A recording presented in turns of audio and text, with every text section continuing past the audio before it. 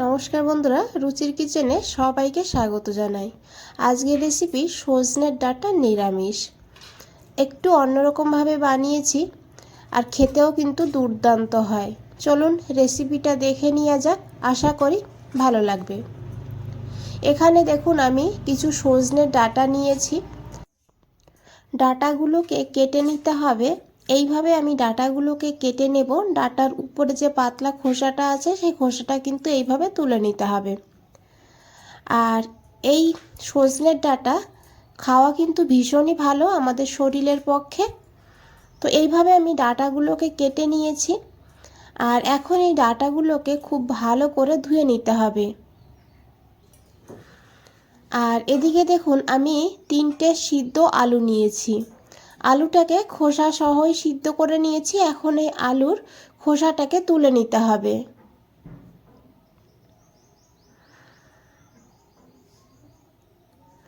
তো এইভাবে আমি খোসাটাকে বন্ধুরা তুলে নিয়েছি।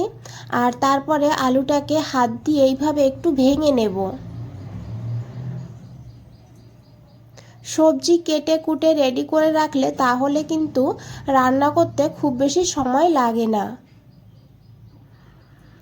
এখানে আমি আলুটাকেও রেডি করে নিলাম। আর এদিকে একটা মশলা বানাবো, তার জন্য একটা মিক্সচার গ্রাইন্ডারের মধ্যে নিয়েছি একটা মিডিয়াম সাইজের টমেটো এইভাবে কেটে।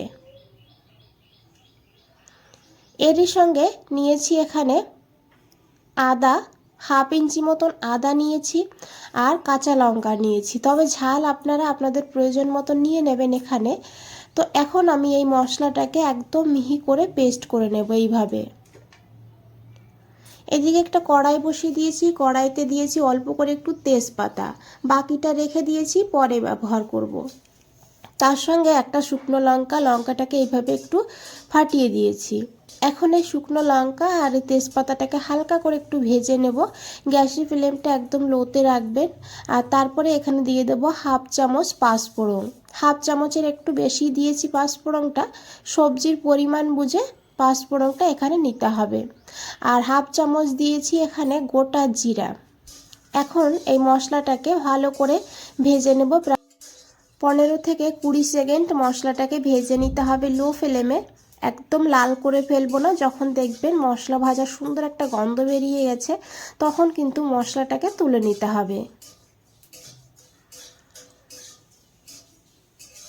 তো দেখুন বন্ধুরা, মশলা ভাজা হয়ে গিয়েছে। এখন আমি এই মশলাটাকে তুলে নিয়েছি।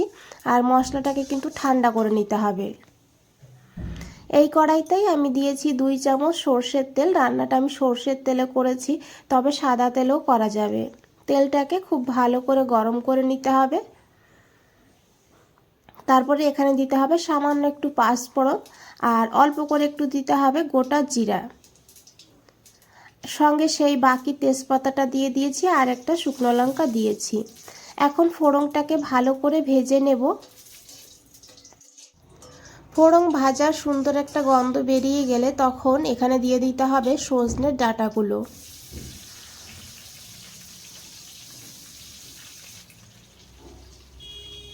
সজনের ডাঁটাটাকে এখন 2 মিনিট মিডিয়াম ফ্লেমে ভেজে নেব। বন্ধুরা রেসিপিটা দেখতে থাকুন, আশা করি ভালো লাগবে। আর এইভাবে যদি রান্না করে না থাকেন তাহলে একবার হলেও রান্না করে দেখতে পারেন, খেতে খুবই ভালো হয়। তো দেখুন এখানে সজনে ডাঁটাগুলো ভেজে নিয়েছি। আর এখন এখানে দিয়ে দিতে হবে সেই বেটে রাখা মশলাটা। আর মশলাটাকে দিয়েও কিন্তু 2 মিনিট কষিয়ে নিতে হবে, যাতে টমেটো আদার কাঁচা গন্ধটা না থাকে। যেহেতু নিরামিষ রান্না সেই কারণে এইভাবে একটু সময় নিয়ে কষিয়ে কষিয়ে রান্নাটা করতে হবে।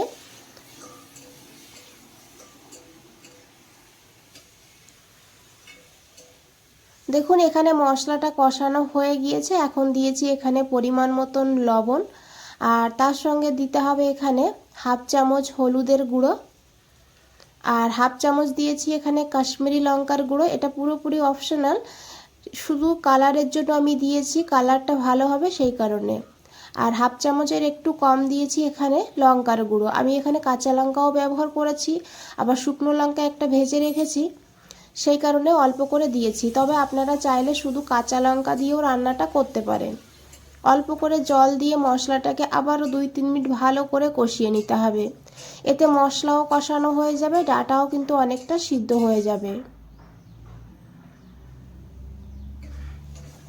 তো দেখুন, যেহেতু মশলাটা কড়াইয়ের গায়ে লেগে যাচ্ছে, সেই কারণে এখানে আরও একটু জল দিতে হবে। এইভাবে অল্প অল্প জল দিয়ে মশলাটাকে ভালো করে কষিয়ে নিতে হবে। মশলাটা যত ভালো করে কষিয়ে নেবে, রান্নার স্বাদটা কিন্তু ততই বেড়ে যাবে। এখন এখানে দেখুন আমি দেব ভাজা মশলা। যে মশলাটা ভেজে রেখেছি সেই মশলাটা আমি ঠান্ডা হয়ে যাওয়ার পর গুঁড়ো করে নিয়েছি। এখান থেকে আমি কিছুটা দিয়ে দিয়েছি আর কিছুটা রেখে দিয়েছি, পরে ব্যবহার করব। মশলাটাকে দিয়েও ভালো করে মিশিয়ে নিতে হবে। তারপরে এখানে সেই সিদ্ধ করে রাখা আলুটা দিয়ে দিতে হবে। আলুটাকে দিয়ে ভালো করে আবারও মিশিয়ে নিতে হবে।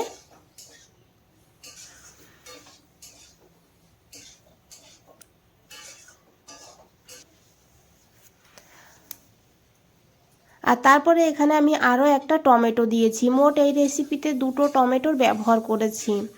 এই সময় টমেটো দিলে একটু টক টক হবে, খেতে খুব ভালো হবে। টমেটো দিয়েও ভালো করে মিশিয়ে নিয়েছি, তারপরে ঢাকা দিয়ে লো ফ্লেমে 2 মিনিট রেখে দিয়েছি। আর বন্ধুরা, রেসিপিটা দেখে যদি একটু ভালো লেগে থাকে একটা লাইক করে দেবেন, আর চ্যানেলে নতুন হলে চ্যানেলটাকে সাবস্ক্রাইব করে পাশে থাকবেন। কমেন্টসে জানাবেন কেমন লেগেছে। তো দেখুন, খুব ভালো করে মিশিয়ে নিয়েছি। আর এখন এখানে দিয়ে দিতে হবে পরিমাণ মতন জল। আপনারা যেমন ঝোল রাখবেন সেইভাবে জলটা দিতে হবে এখানে। আর হালকা গরম জল দেবেন অবশ্যই, এতে রান্নার স্বাদটাও বেড়ে যাবে আর রান্নাটাও খুব তাড়াতাড়ি হয়ে যাবে। খুব ভালো করে মিশিয়ে নিতে হবে। এখন ঢাকা দিয়ে প্রায় 5-6 মিনিট রান্না করব মিডিয়াম ফ্লেমে। এখানে প্রায় 5 মিনিট হয়ে গিয়েছে, ঢাকনাটা খুলে নিয়েছি। আলুটা তো সিদ্ধ করাই আছে, শুধু ডাঁটাটা একটু বাকি ছিল সিদ্ধ হতে। এখন খুব ভালো করে মিশিয়ে নেব। আর এদিকে কিন্তু ডাঁটাও সিদ্ধ হয়ে গিয়েছে। তেজপাতাটা এখানে আমি তুলে ফেলে দিয়েছি। আর এখন এখানে দিয়েছি কয়েক দানা চিনি, টেস্টটাকে ব্যালেন্স করার জন্য। যেহেতু টমেটো দিয়েছি, চিনিটা দিলে খেতে ভীষণই ভালো হবে। চিনি দিয়ে ভালো করে মিশিয়ে নিয়েছি। তারপরে বাকি সেই ভাজা মশলাটা দিয়ে দিয়েছি। দিয়ে খুব ভালো করে মিশিয়ে আবারও এইভাবে 2 মিনিট রান্না করব, যাতে চিনি আর ভাজা মশলাটা ভালোভাবে মিশে যায়। তো দেখুন, আমি এইভাবে ঝোলটা রেখেছি আর ডাঁটাগুলো কিন্তু সিদ্ধ হয়ে গিয়েছে বন্ধুরা। আর আশা করি দেখে বুঝতেই পেরেছেন কতটা লোভনীয় লাগছে দেখতে। 1 চামচ ঘি দিয়ে গ্যাসের ফ্লেমটা অফ করে দিয়ে ঢাকা দিয়ে 5 মিনিট রেখে দিয়েছি। 5 মিনিট পর ফিরে এসেছি। দেখুন কতটা লোভনীয় লাগছে। ভাতের সঙ্গে খেতে দুর্দান্ত লাগে, রুটি পরোটার সঙ্গেও খেতে ভীষণই ভালো লাগে। বন্ধুরা, আজ তাহলে এই পর্যন্তই। ফিরে আসছি নতুন কোনো রেসিপি নিয়ে। ভালো থাকবেন, সুস্থ থাকবেন। সবাইকে অনেক অনেক ধন্যবাদ এত সময় ধৈর্য ধরে রেসিপিটা দেখার জন্য।